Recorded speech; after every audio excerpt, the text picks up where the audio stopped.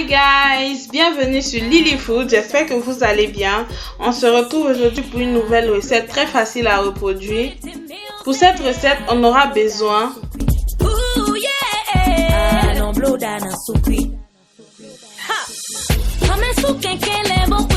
dans un récipient, je mets mes 3 paquets d'amidon de maïs.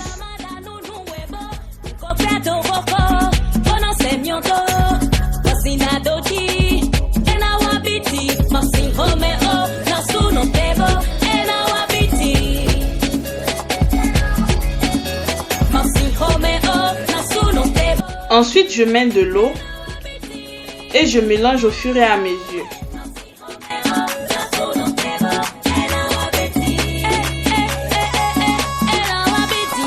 Je n'hésite pas à ajouter de l'eau si nécessaire.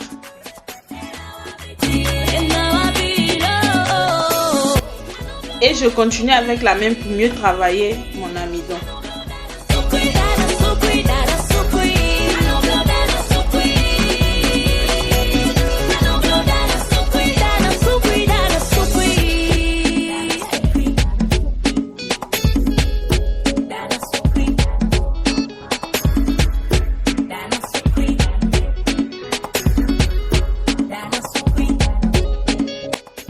Comme vous pouvez le constater, le mélange est fait et on passe à la seconde phase.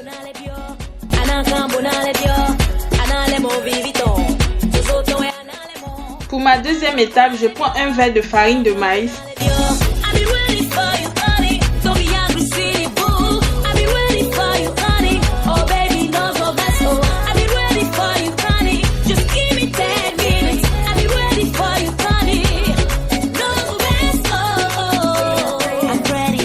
J'ajoute de l'eau et je mélange au fur et à mesure.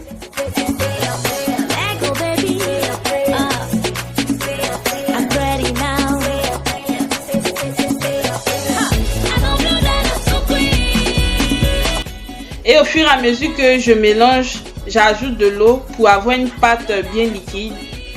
Comme vous pouvez le constater à l'image, j'ajoute de l'eau au fur et à mesure.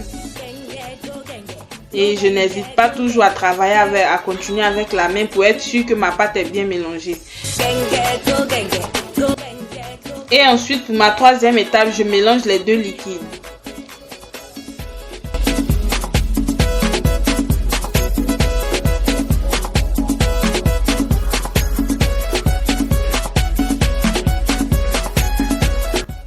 Et voilà le résultat que j'obtiens.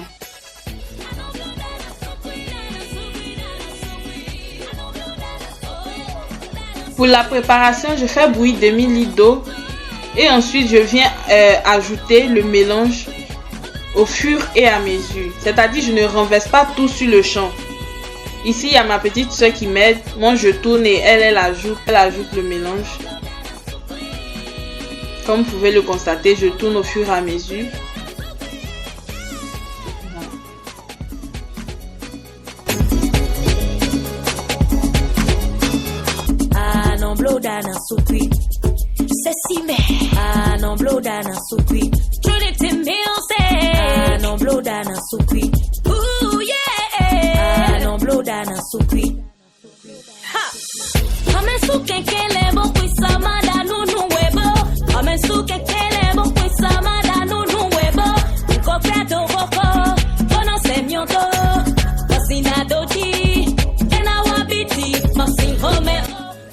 Et comme vous pouvez le constater, ma pâte est très solide, donc je mets l'eau au fur et à mesure.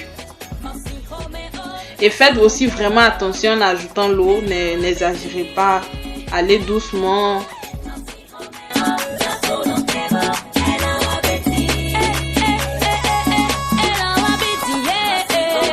Je continue la même méthode, je mets l'eau au fur et à mesure, je tourne, je mets l'eau, je tourne.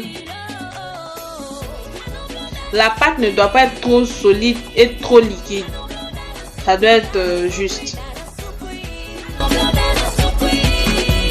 Donc les gars, je tiens à vous préciser que ça, ce n'est pas la recette originale. Dans la recette originale, on n'a pas besoin de farine de maïs. Moi ici, je mets la farine de maïs parce que l'amidon que j'utilise est utilisé ici plus dans la pâtisserie et les sucrés salés. Parce que l'amidon, elle est transparente et ça donne pas l'effet que je veux. Du coup, je mets la farine de maïs. Mais si vous avez l'opportunité de vous procurer l'amidon de maïs bio d'Afrique, vous n'avez pas besoin de la farine de maïs. Voilà. Les gars, si vous suivez bien les étapes, je vous rassure, vous allez réussir votre akassa et vous n'allez même pas voir la différence qu'il y a entre cette recette et la recette originale. Voilà, parce que c'est quasi même chose. J'avais oublié de vous dire, si vous comptez manger votre akassa au dîner, je vous conseille de faire ça le matin ou à la veille.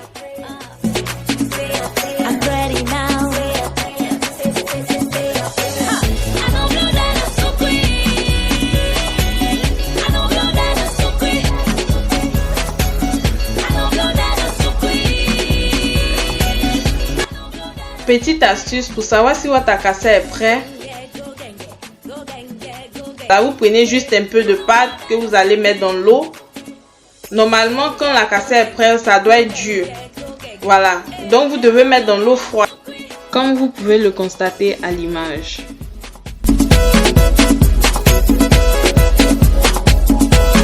Pour finir, je prends un sachet que je trempe dans de l'eau. Et je prends un peu de pâte d'akassa. J'attache et je laisse tremper dans de l'eau pendant 6 heures parce que j'ai fait ça le matin et on devait manger ça à 20 heures. Donc vraiment vous pouvez laisser tremper dans l'eau jusqu'à ce que voilà, il soit l'heure de la déguster.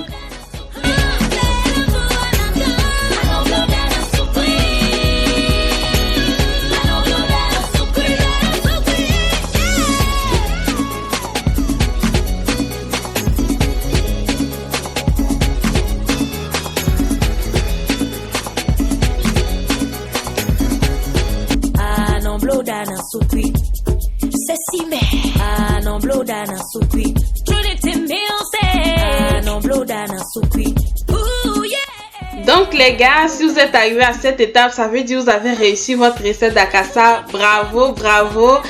J'espère que la recette vous a plu et surtout si vous avez des questions sur cette recette, n'hésitez pas à me les poser en commentaire. Je suis disponible à vous répondre. Et n'oubliez pas de partager, de commenter, de liker, d'activer la cloche de notification pour ne pas manquer mes recettes. Et bientôt, je vais vous poster la sauce d'accompagnement d'akassa. Bisous, à la prochaine!